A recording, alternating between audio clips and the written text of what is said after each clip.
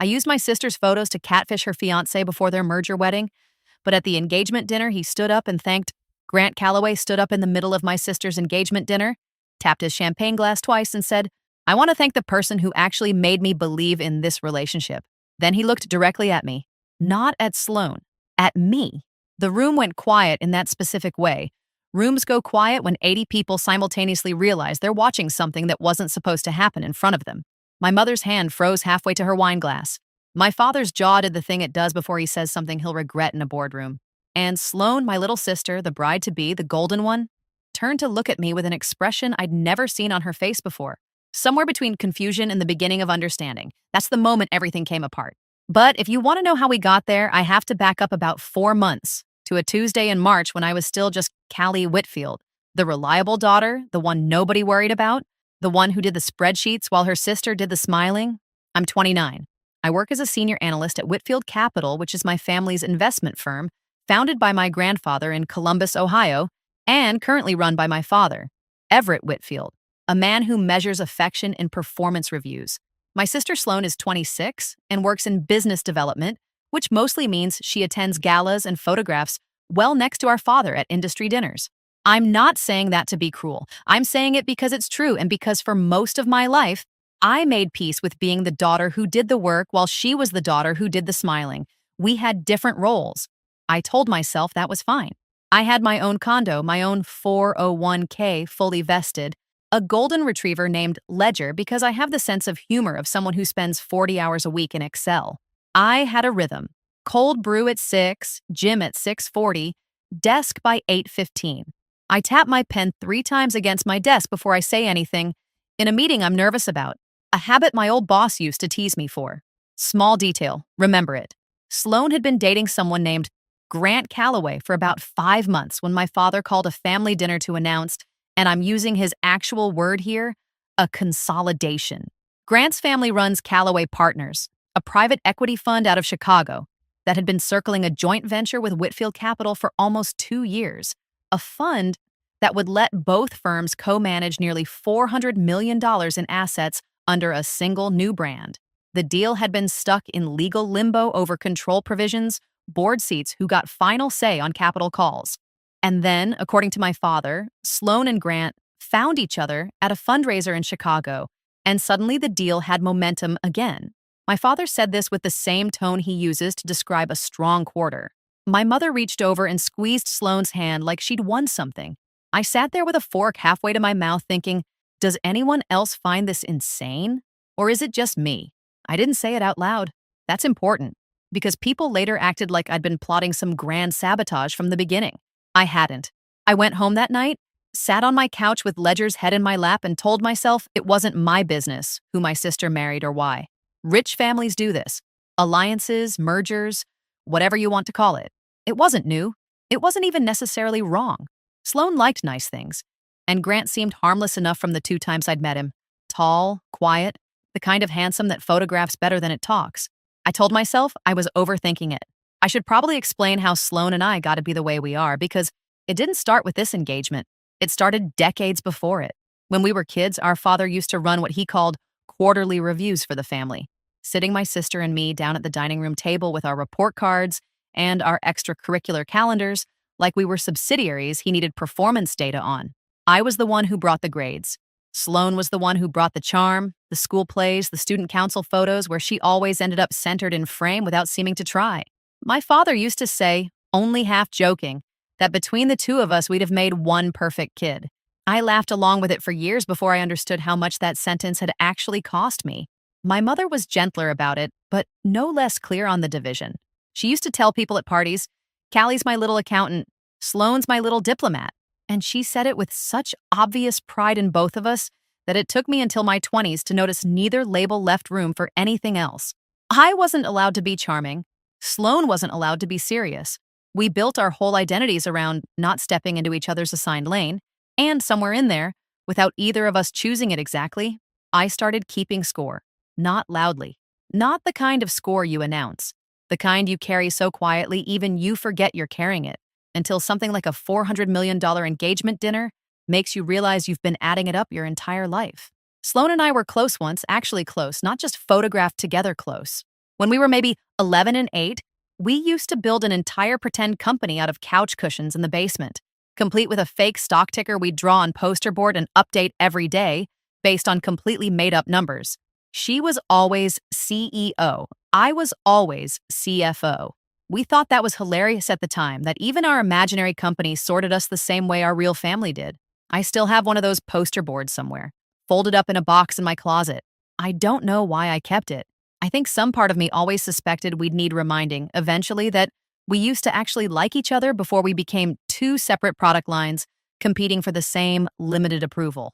The crack came about 3 weeks later, at a dinner Grant's parents hosted at their house outside Lake Forest. I only went because my father insisted I attend for optics, which is a sentence that tells you everything about how my family operates. I ended up in the kitchen helping myself to more wine, and I overheard Sloane on the back patio talking to her friend Marissa. She didn't know I could hear her through the cracked window. She said, "I don't need to love him. I need this to close by the fourth quarter." Marissa laughed. Sloane said something else I didn't catch, and then, clear as anything, "Dad says if the merger goes through before the wedding, I get my own book of business. If it doesn't, I'm stuck doing site visits for the next 5 years."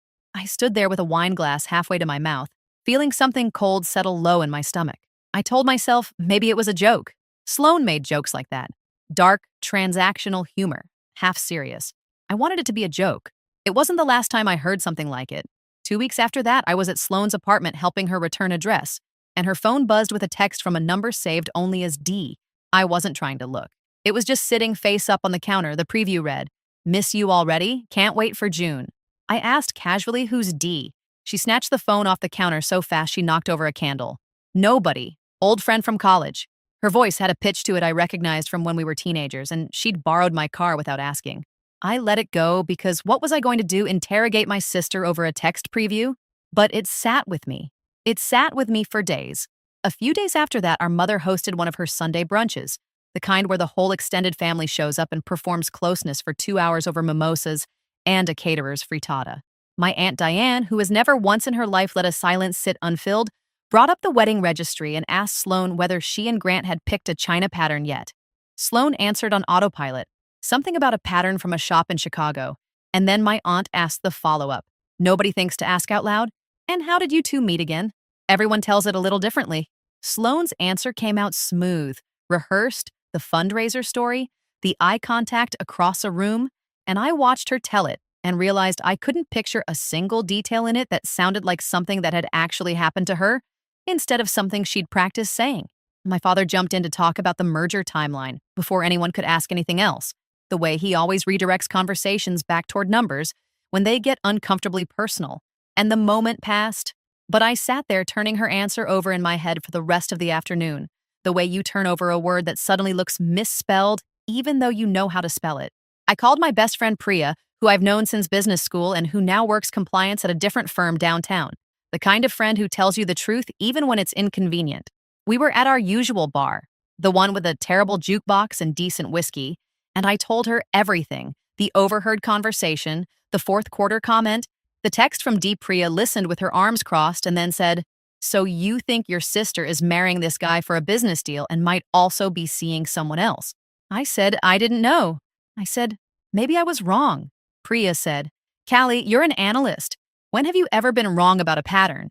That stung because she wasn't entirely joking. I want to be honest about what happened next because it wasn't noble and it wasn't planned the way it sounds when I say it out loud now.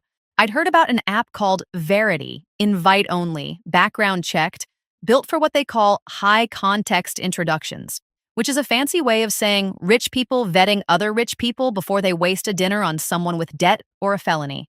Grant was on it. I knew because Sloane had mentioned once, bragging almost, that they'd actually matched there before the fundraiser. That the app thing was their secret, a cute detail she liked telling people at parties. I got curious late one night, the kind of curious that isn't really curiosity. It's something closer to a compulsion, and I looked up whether I could get access. Priya, who'd used it before she got engaged to her now husband, could vouch me in as a family connection under a limited profile. I told her I wanted to see what Sloane's profile looked like, to understand what Grant had originally fallen for. That was true. It just wasn't the whole truth. Here's the whole truth. Sloane's public Verity profile still existed, dormant since she'd matched with Grant, set to a soft privacy setting because she hadn't bothered turning it off. I could see it. Her photos, her stated interests, halfway honest, halfway aspirational, loves cooking, next to a woman who has never in her life turned on our mother's stove. And an idea started forming that I'm not proud of. If Grant had matched with that profile once, if he'd fallen for whatever version of Sloane existed in those 6 sentences of stated interests and staged photos, then a conversation with that same profile, run by someone else, would tell me something true. Not about him falling for me, about whether the whole thing, the entire premise of this marriage was built on 2 people performing roles for a business outcome, or whether there was something real enough underneath it that I was wrong to be suspicious at all. I told myself I was doing due diligence. I actually use that phrase, due diligence. Like I was underwriting my sister's marriage instead of committing a genuinely deranged invasion of 2 people's lives. I built a secondary profile using Sloane's public photos. Easy enough since half of them were from magazine features and industry press releases, technically public domain in the sense that anyone could screenshot them. I used her first name because Verity verifies identity against a photo match, and I needed the account to survive that check. I invented a burner email, downloaded a call and text app that assigned me a second number, and told myself, the way you tell yourself things you know are lies while you're doing them, that I would end this the second I had my answer. Setting up the profile itself took longer than I expected, mostly because I kept stopping halfway through and closing my laptop, telling myself I'd sleep on it, and decide in the morning whether this was actually something I was going to do. I did this 4 separate nights in a row, separate. On the 5th night, I didn't stop. I remember sitting at my kitchen island at close to midnight, the app open, Sloane's photos loaded into fields that weren't hers, and feeling a strange, cold calm settle over me. The same feeling I get right before I present a difficult quarter to a room full of partners, the feeling of having already decided something and now just needing to execute it cleanly. I filled in her stated interests the way I imagined she would. Cooking she didn't do. Travel she'd actually done. A favorite book field. I left blank because I genuinely didn't know if my sister had read a book cover to cover since college and didn't want to guess wrong on something that specific. I hit submit before I could talk myself out of it again, and the profile went live, and within 4 minutes I had a notification that someone had already viewed it. Grant messaged first. His opener was, "Didn't we already do this the hard way at a fundraiser? Feels like cheating to match twice." I laughed out loud in my apartment, alone at 11 at night, and immediately hated myself a little for how easy it was to enjoy talking to him. I wrote back something dry about efficiency markets rewarding repeat behavior. He wrote, "Are you always this much of an analyst, or is that a bit for me?" I told him it wasn't a bit. We talked for 2 hours that first night, not about the wedding, not about the merger, about his father, who he described as allergic to any decision that doesn't involve a spreadsheet. A description that made me choke on my own tea because it was so close to my own father it felt like plagiarism. He told me he hated golf, but played it because it was load-bearing for his career. I told him, without thinking too hard about it, that I tap my pen 3 times before I say anything I'm nervous about in a meeting. He wrote back, "That's oddly specific for small talk," and I panicked and said I'd read it in a personality quiz. Small lie stacked on a much bigger one. I didn't think about it again for weeks. That's the thing nobody warns you about when you start something like this. It doesn't feel like a con while you're doing it. It felt like the first honest conversation I'd had in months, which is a genuinely upsetting thing to admit about a conversation built entirely on fraud. We talked almost every night for 3 weeks. He told me things I don't think he'd told Sloane, that he'd wanted to go into architecture instead of finance, that his older brother had died in a car accident when Grant was 19, and that his parents had never really recovered, that the merger with Whitfield Capital mattered to his father more than almost anything, including, Grant said once, including, I think, whether I actually like the person I'm marrying. I read that message 3 times. I should have stopped there. I didn't. Priya was the only person who knew, and she told me to stop almost every time we talked. "You are catfishing your future brother-in-law," she said flatly over lunch, "using your sister's face to figure out if your sister's marriage is fake, and somehow you are the one who sounds like she's falling for him." I told her that wasn't what was happening. She gave me a look that said she didn't believe me, and honestly, neither did I, not entirely. There was a night, about 2.5 weeks in, where I nearly blew the whole thing wide open by accident, and not out of guilt, just carelessness. The kind that comes from forgetting which version of yourself you're supposed to be, mid-conversation. Grant had asked what I did for work, and the profile said business development. Sloane's actual job title, vague enough to survive most conversations. But he followed up asking what that meant day to day, and without thinking, I started describing discounted cash flow models, sensitivity analysis, the kind of granular detail that comes out of someone who does that work every single day, not someone who attends galas and calls it business development. He went quiet for a second, then wrote, didn't peg you as a spreadsheet person from your profile. My stomach dropped so fast I felt it in my teeth. I typed 3 different responses and deleted all of them before landing on, I read a lot of finance blogs. Guilty pleasure, which was thin, embarrassingly thin. But he let it go with a laughing emoji and moved on to something else. I sat there afterward with my hands actually shaking, not from fear of getting caught exactly, but from how close I'd come to accidentally telling him something true, something that was mine, inside a lie that was supposed to belong entirely to someone else. I almost told him the truth twice after that. Once at 2 a.m. after he sent me a long message about missing his brother, when the guilt sat so heavy in my chest I could barely breathe. And once after, he asked gently, "Can we talk on the phone sometime? I'd like to hear your voice." And I panicked so badly I didn't respond for 6 hours, then claimed I'd fallen asleep. I never let it get to a phone call. I couldn't risk my voice. I could risk almost everything else, apparently, but not that. By the 5th week, the conversations with Grant had stopped feeling like a project and started feeling like the best part of most of my days, which is its own kind of warning sign I chose to ignore. He told me about a trip he and his brother had taken to Colorado the summer before the accident, described the exact color the aspens turned that October. So specifically, I found myself looking up pictures of it afterward, just to see if I could picture what he'd pictured. I told him things too, real things. Careful to keep them vague enough to not obviously be mine and not Sloane's, but true underneath the vagueness. I told him about the poster board company Sloane and I used to run in our parents' basement, changed just enough that I called it a game I used to play with a cousin instead of a sister, and he wrote back, "That's the most specific fake nostalgia I've ever heard. I love it," which made me laugh out loud and then immediately made my stomach hurt because he wasn't wrong that it was specific. He just didn't know how specific or why. He started asking, gently, more direct questions about the wedding itself, not suspicious questions, just the ordinary anxious questions anyone getting married might ask a version of themselves they trusted. "Do you think we're doing this too fast?" he wrote one night. I asked what he meant. He said, "I like her. I do.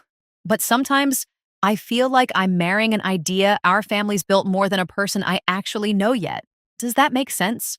I sat with that message for a long time before answering, because it confirmed something I'd suspected and dreaded in equal measure, that whatever was wrong with this engagement wasn't only coming from Sloane's side. I wrote back something careful about how it was normal to feel that way before a big decision, generic enough to be useless, honest enough that it didn't feel like another lie stacked on top of everything else. He wrote, "You always know what to say. I wish I could tell that to your face instead of a screen. I didn't sleep much that night. Actual crying, which she almost never does because she considers it bad for her skin. She said she needed to talk. I drove to her place expecting wedding stress. Instead, she told me in pieces that she'd been seeing someone named Dean, a guy from her old sales job on and off since before Grant, and that she had no intention of stopping, and that she needed me to cover for her at a work trip that was actually a weekend with Dean in Nashville. I sat on her couch feeling like the floor had tilted. I asked her point blank if she even liked Grant. She looked at me like the question didn't compute. "Callie, this isn't about liking him.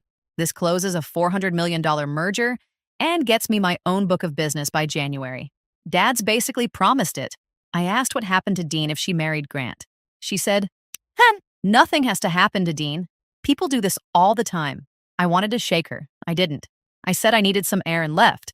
I sat with Sloane for another 20 minutes that night, trying to understand her side of it instead of just being horrified by it, because some part of me still wanted to believe there was a version of this that made sense. I asked her if she'd ever considered just telling Dad no, telling him she didn't want to marry someone to save a merger. She looked at me like I'd suggested she set the apartment on fire. "You don't understand what it's like being the one everyone's counting on to be likable," she said. "You gotta be smart. I had to be the one who made people feel good in a room, and that's exhausting in a way you've never once had to think about, because nobody's ever needed you to charm anyone. They just needed your numbers to be right." I told her that wasn't the same as marrying someone you don't love for a book of business. She said, quieter now, "Grant's fine. He's kind, he's stable, he's not going to hurt me." Half the marriages in this family started as something less than love and turned into something real. Mom and Dad barely knew each other when Grandpa arranged the introduction. I said that didn't make it right. She said, "It doesn't have to be right, Callie. It just has to work."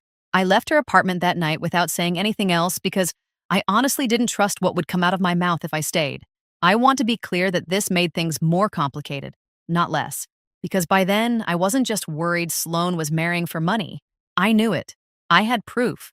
And I was also, somewhere in the last 3 weeks, developing actual feelings for the man she was defrauding. A man who had no idea that the woman he thought he was falling for behind a screen and the woman he was actually engaged to were, technically, the same legal name but two entirely different people. One real, one built out of borrowed photographs and my own bad judgment. I told Priya everything, including about Dean. She said, "Okay, this stopped being about due diligence about 4 weeks ago. What is the actual plan here?" I didn't have one. That was the honest answer. Priya, to her credit, didn't just criticize. She tried to help me think it through, even while telling me repeatedly that the entire premise was a disaster. We sat at her kitchen table one Saturday with a legal pad, actually mapping out options like it was a work problem, because that's the only way either of us knew how to process something this messy. Option 1, tell Grant the truth privately, immediately, and let the chips fall before the dinner. I crossed that one out because I knew the second Grant found out, he'd have days to decide whether to blow up a nearly finalized merger based on information from the person who deceived him, and I didn't trust that timeline to work in anyone's favor, except maybe Sloane's, who'd have time to spin it before anyone outside the family heard a competing version. Option 2, tell our parents directly. Priya herself talked me out of that one, pointing out correctly that our father's first instinct in any crisis was containment, and that telling him privately handed him the exact tool he'd use to bury the entire thing before it ever touched the merger contracts. Option 3, the one we landed on, do nothing until the engagement dinner when Grant's own legal team would already be in the room, when there would be enough witnesses that nobody, not my father, not Sloan, could quietly manage the story into something smaller than it was. Priya didn't love that option either. She told me, folding the legal pad closed, "You're not protecting Grant with this plan, Callie. You're making sure you don't get erased from your own story again. Those aren't the same motive, even if they lead to the same decision." I didn't have a response to that. I still don't. Fully. I decided over the following 2 weeks that I wasn't going to confront Sloan privately because privately she would deny it, deflect, cry, make me the villain for spying, and nothing would change. My father would side with the deal. My mother would side with the wedding. I decided instead that I needed everyone to find out at the same time, in the same room, before contracts were finalized, because Grant's legal team had a window closing at the end of the month where the merger terms were still contingent on the marriage proceeding in good faith. If it came out after that window, it might not matter to the deal at all. And Sloan would get exactly what she wanted, regardless of what she'd done. I told myself I was protecting Grant from marrying someone who didn't respect him enough to be honest. I also knew, somewhere under that I wanted him to know the truth about who he'd actually been talking to for 3 months, because some small, selfish, aching part of me wanted him to look at me, the real me, and recognize what he'd fallen for. Both things were true. Neither excused the other. The engagement dinner was set at the Calloway family's country club outside Lake Forest. 80 guests, a string quartet, my mother in a dress that cost more than my first car. I spent the morning rehearsing what I might say and deciding over and over not to say it, then deciding again that I would. I wore navy because Sloan had told me not to wear anything that competed, and some petty part of me wanted to see her face when it stopped mattering what color I wore. Grant's sister, Naomi, found me near the bar before dinner started. I hadn't expected that. She's sharper than Grant gives her credit for, a corporate litigator, and she looked at me for a long moment before saying, "Can I ask you something strange?" I said sure, bracing myself for nothing in particular. She said, "Grant's been talking to someone for months. Says things sometimes that sound like they came from a conversation I've never heard him have with Sloan. Little phrases. He said something last week about tapping a pen 3 times when you're nervous. And I swear I've seen you do that exact thing at every family thing we've had." My stomach dropped so fast I actually put my hand on the bar to steady myself. I said something useless like, "That's a strange coincidence." And she watched me say it with the exact expression Priya gets when she knows I'm lying. Dinner started. Toasts started. My father stood first and made his usual speech, full of words like synergy and legacy, more appropriate for a shareholder call than an engagement. Sloane's friend Marissa toasted next, something sweet and generic. Then Grant stood, glass in hand, and the room quieted the way it does for the groom's toast, and he started talking about the last few months, about how surprised he'd been by how much he'd grown to actually care about this, How he'd gone from viewing the whole thing as an arrangement between families to feeling something he hadn't expected to feel. My chest tightened with something close to hope, awful as that is to admit given everything. Then he said, I want to thank the person who actually made me believe in this relationship, and looked directly at me. The silence that followed had weight to it. My mother's wine glass stopped halfway to her mouth. Sloane turned to look at where Grant was looking, at me, and her face went through confusion. Then something sharper. Naomi, beside me, wasn't confused at all. She was watching me with the calm, terrible patience of someone who already had the answer and was just waiting for me to admit it out loud. Someone near the back of the room, one of my father's junior partners, I think, let out a small, nervous laugh. The kind people make when they think a joke has landed and quickly realize it hasn't. Grant didn't laugh. He kept his glass raised for a second too long, like his arm hadn't caught up with whatever his brain had just figured out, then set it down slowly, the bass clicking against the tablecloth loud enough that I heard it from 6 seats away. Sloane's mouth opened like she was going to say something to smooth it over. Some easy joke to redirect the room, the way she always could, but nothing came out. For the first time in my life, I watched my sister run completely out of charm at exactly the moment she needed it most, and some small, ugly part of me registered that with something close to relief before the guilt caught up with it. Grant seemed to realize in real time that something was wrong with the room. He looked between me and Sloane, his expression shifting from warmth to a kind of dawning, horrified confusion. He said, quieter now, mostly to Sloane, You never told me you tap your pen 3 times when you're nervous. Sloane said, What are you talking about? He said, The pen thing. You told me that. On Verity. Weeks ago. Sloane's face went blank in the specific way faces go blank when a sentence doesn't parse. I've never said that to you. I don't do that. And then, because apparently I have some kind of self-destructive instinct for timing, I did it. Without deciding to, my hand moved and I tapped my pen 3 times against the table where it had been sitting the whole dinner. Grant saw it. Naomi saw it. My mother saw it. The whole table, in that slow, sickening way a room turns when it senses blood, saw it. Callie, my father's voice, low, dangerous, the voice he uses right before he fires someone. What did you do? I stood up. I don't fully remember deciding to stand, my body just did it. The way you stand up before a car crash, even though standing does nothing to help. I said, I need to say something, and I need everyone to hear it at once, because if I say it to any of you privately, it will get buried by tomorrow. Sloane said my name like a warning. I kept going anyway. I told them in front of 80 guests about the overheard conversation on the patio, the fourth quarter comment, the text from Dean, the trip to Nashville I'd covered for 2 weeks earlier. I told them I'd use Sloane's old Verity profile to talk to Grant because I wanted to know if any part of this engagement was real or if it was entirely a transaction dressed up as a wedding. I said I was sorry for how I'd done it, that using her photos, her name, was wrong, genuinely wrong, and that I wasn't proud of it. But I said I wasn't sorry that the truth was finally in the room instead of buried under a merger agreement. The silence afterward didn't last long.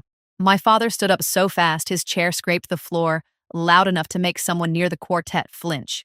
He didn't look at me. He looked at Sloane and said, in a voice gone completely flat, Is any of this true? Sloane didn't answer fast enough. That was its own answer. My mother had gone completely still, the way she does when she's calculating damage instead of feeling anything. Grant hadn't moved. He was looking at me with an expression I still think about. Not fury, exactly. Something closer to grief. Like he was doing math on the last 3 months of his life and coming up with a number he didn't like. Naomi was the one who finally spoke, quiet and clipped, lawyer to the bone even in the middle of chaos. Grant, we need to talk to counsel about the contingency language before anyone else says anything else tonight. Grant nodded slowly, still looking at me, and said, so quietly only I really heard it. Was any part of it you? Or was it all just research? I didn't have a good answer. I said, some of it was me. I don't know how to prove which parts.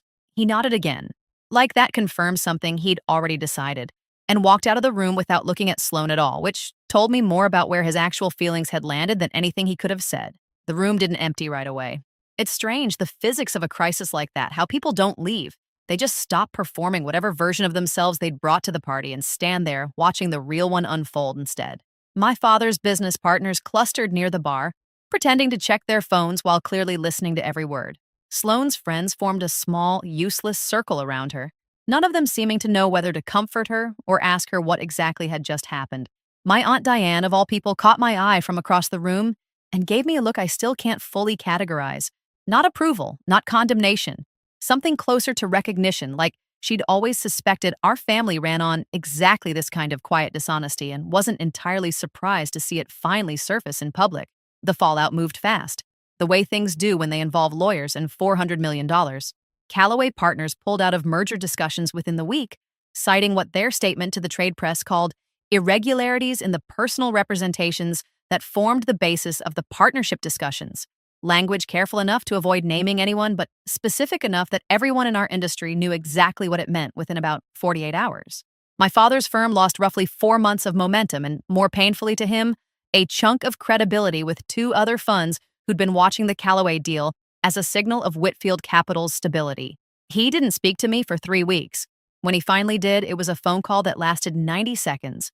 Mostly him informing me I was being moved off client-facing accounts indefinitely for the firm's protection, a sentence he delivered like a formality, not a punishment, which somehow made it worse. Sloan didn't speak to me at all. Not at Thanksgiving, which she skipped entirely, claiming a work trip nobody believed. Not at Christmas, when she sent a card to our parents' house that didn't include my name in the greeting. Dean, it turned out, had also found out about Nashville being covered by me and had his own reaction to learning he'd been a secret for a marriage he didn't know he was competing against. And that relationship imploded within a month, too. So if there's a silver lining anyone in my family found in this, it's that at least Sloane's dishonesty caught up with more than one relationship at once. I don't say that with much satisfaction. Mostly I just feel tired when I think about it. I didn't stay for the rest of the dinner. I don't think anyone expected me to. I found my coat somewhere near the coat check without really remembering walking there, and I was halfway across the parking lot when my mother caught up with me, her heels loud against the pavement, calling my name in a voice I hadn't heard her use since I was a teenager. When she reached me, she didn't yell, which somehow made it worse. She just stood there for a second, catching her breath, and said, "Do you have any idea what you just did?" I said I did, actually, that I'd thought about it for weeks. She said, "Your sister is in there right now trying to explain to a room full of people why her fiance's toast was about you." I said that wasn't my fault, that I hadn't written his toast, hadn't asked him to say it. She said, "No, but you built the conditions for it, didn't you?" I didn't have an answer for that one because she wasn't wrong, even if the way she said it made it sound like the only crime that mattered was the one that happened at a podium, and not the one that had been happening quietly for months before it. She asked me in the parking lot, cars pulling out around us, valets pretending not to listen, whether I'd done it because I was in love with Grant. I told her the truth, that I didn't fully know anymore, that somewhere in the last few weeks the reason had stopped being about protecting anyone and started being about something messier I hadn't fully sorted out myself. She closed her eyes for a second, like that answer cost her something. Then she said, quieter, "I always wondered if you resented her." I said I didn't resent Sloan, not exactly. I resented the roles, the constant sorting, the years of being told what I was allowed to be good at. She didn't say anything to that.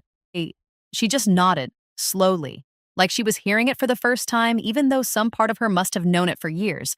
And then she turned around and walked back inside to manage what was left of the night, because that's what she does. That's what she's always done.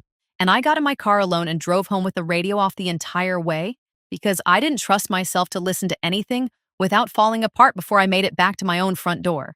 Word travels fast in an industry as small as ours, and within a month, there was a version of the story, circulating at every fund and family office within 100 miles, most of it distorted past recognition. One version had me as the jilted woman who'd fallen for her sister's fiance and sabotaged the wedding out of jealousy. Another had Sloan as an innocent victim of some elaborate scheme I'd cooked up for reasons nobody could quite explain. I stopped correcting people after the third or fourth time because I realized most of them didn't actually want the real version. The boring, complicated, morally muddy version where nobody comes out looking good. They wanted a villain and a victim, and depending on who was telling it, I got cast as either one. My father, for his part, cared less about which version people believed and more about the fact that a story existed at all. He told me once in that same clipped 90-second phone call that in 30 years of building this firm, he had never had his family's name attached to a piece of industry gossip, and that I had managed to do more damage to the Whitfield name in one dinner than any bad quarter ever had. I didn't argue with him. I don't think there was anything I could have said that would have landed as anything other than an excuse. Grant reached out once, about 6 weeks after the dinner, a short email, not a text, formal in a way that told me exactly how he wanted this handled. He wrote that he didn't hold what I'd done entirely against me, that he understood intellectually, why I'd done it, and that some part of him even appreciated finally knowing the truth before he'd signed anything permanent. But he said he couldn't separate the version of me he'd actually connected with from the fact that everything about how we'd connected had been a lie built on someone else's identity. And that even if his feelings had been real on his end, he had no way of trusting that mine had been anything other than research. He said he wished me well. He said he wasn't going to reach out again. He didn't. I didn't either. I think about writing to him sometimes, usually late at night, usually after a glass of wine, and every time I stop myself because I know exactly what I'd be doing if I sent it. I'd be trying to get something out of a situation I created through deception one more time, hoping honesty after the fact could retroactively make the original lie smaller. It can't. I've had to sit with that. It's been 8 months now. I left Whitfield Capital in the spring. Not fired exactly, but it became clear there wasn't a version of that office where I'd ever stop being the daughter who blew up the merger. So I took a position at a smaller firm across town, one that didn't know my family history walking in the door. I like it there in a quiet, unglamorous way. Nobody taps a pen and thinks anything of it. It's a smaller book of clients, a smaller title, technically a step down from where I was, and I've never once regretted taking it. There's a strange relief in being somewhere your last name doesn't precede you into every meeting, where nobody's measuring you against a sister they've never met, or a merger they've only read about secondhand in an industry newsletter. My father and I speak occasionally. Brief, careful conversations about nothing important, mostly logistics, whether I'll be at a given holiday, whether I need anything signed for the trust. My mother calls more, tries harder, tells me she understands why I did it even if she wishes I hadn't, which is about as close to forgiveness as I think I'm going to get from that side of the family. She asked me once, gently, over the phone, whether I regretted it, the whole thing, the profile, the dinner, all of it. I told her the honest answer, which is that I regret how I did it more than I regret that it happened at all. I don't think that's the answer she wanted. I think she wanted me to say I'd take it all back, and I couldn't give her that because some part of the truth needed to come out, even if the method I chose to get it out into the open still keeps me up some nights. Sloan and I haven't spoken since the dinner. I don't know if we ever will. I used to think that would break something in me permanently, the idea of losing a sister completely, but I found you can carry a loss like that and still function, still go to work, still walk Ledger at 6:40 every morning, still build a life that doesn't have a hole shaped exactly like the person who's gone. It's just quieter than I expected. Priya still asks about her sometimes, carefully the way you ask about someone's health after a diagnosis, and I still don't have a real answer. Just the same 3 or 4 facts I've repeated so many times. They've stopped feeling like information and started feeling like a kind of scar tissue. She moved to a new apartment. She's dating someone new, someone outside the industry this time, according to our mother. I don't know if that means she learned anything or just found a different arrangement that suits her better. I try not to spend too much energy wondering which. I still have Ledger. He's older now, grayer around the muzzle, still insists on the same 6:40 walk regardless of weather. I still tap my pen 3 times before I say something I'm nervous about, though these days there's a lot less writing on the meetings where I do it. Sometimes on the drive home from work, I catch myself composing that email to Grant again in my head, the one I've never sent, the one where I try to explain one more time that some of what he felt was real, even if the frame around it wasn't. I've come to accept I'll probably keep drafting that email in my head for a long time without ever sending it, and that maybe that's its own kind of penance, carrying the words without getting to use them. Here's what I'd say to you if you're the person in your family who does the spreadsheets while someone else does the smiling, the one everyone assumes is fine because you never make a scene. You don't have to build a lie to prove someone else is living one. I told myself I was protecting Grant, protecting the truth, protecting some abstract idea of fairness, but underneath all of that, I was also just tired of being invisible in my own family, and I let that tiredness talk me into something I can't undo. The truth was worth telling. I still believe that. But there was a version of telling it that didn't require me to disappear into someone else's name first. If you're angry enough at your own life to start borrowing someone else's face to finally get noticed, stop and ask yourself who you're actually trying to reach.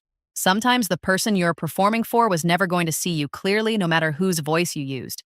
And sometimes the only way anyone finally hears you is the plain, unglamorous, terrifying way, just standing up in your own name and saying the true thing out loud the first time, instead of waiting until it's already cost you everything to say it right.